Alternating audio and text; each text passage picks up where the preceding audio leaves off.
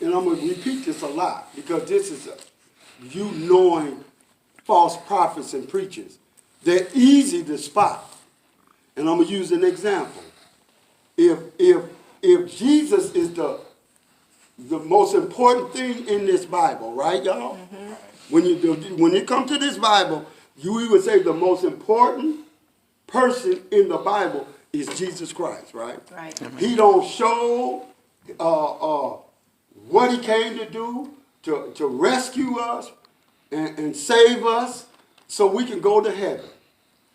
I guarantee you, any pastor, preacher, minister that's full of the Holy Spirit, he gonna always want to make Jesus Christ the number one thing in the church. Amen.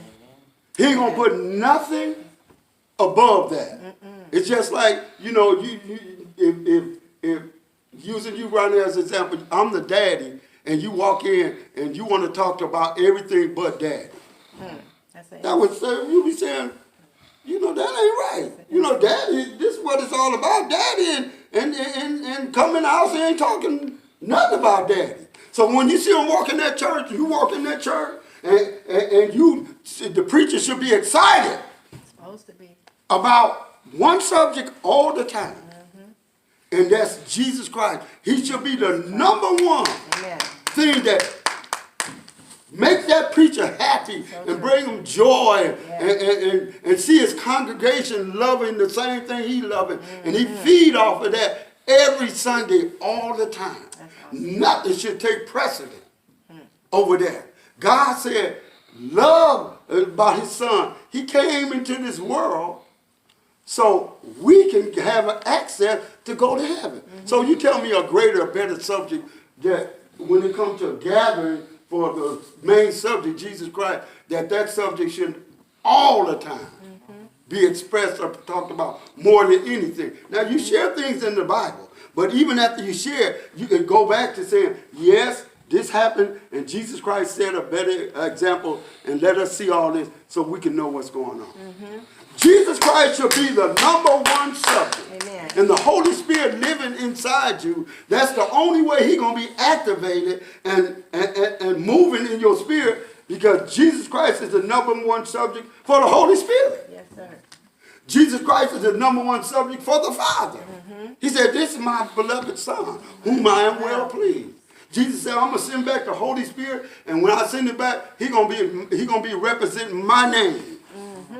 So if Jesus Christ is once again, is the number one subject and representing his name, and here you want the proof? Here's the proof. Every time the prophets that was led by the Spirit, when they wrote in the Spirit, wherever letter they wrote in this Bible, these are letters. Right. Wherever they wrote in the Bible, they always was talking about Jesus can help you.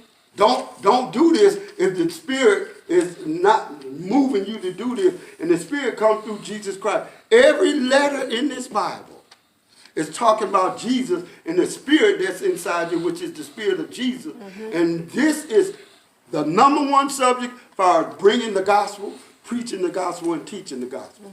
So when you're watching on TV, and you watch somebody like Charles Stanley, All right now.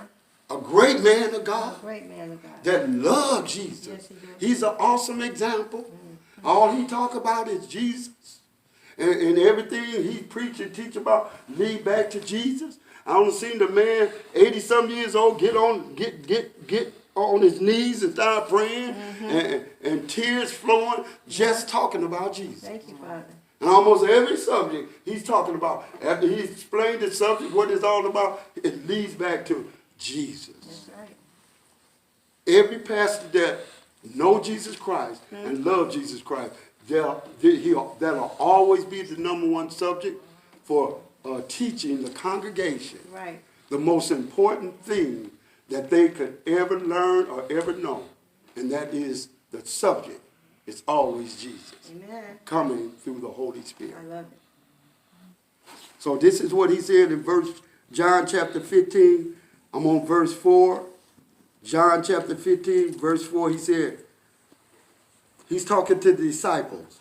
He said, abide in me, and I in you, as the branch cannot bear fruit of itself, except it abide in the vine. No more can ye except, and that ye abide in me. Right. And what Jesus is saying here now, he don't explain the Holy Spirit.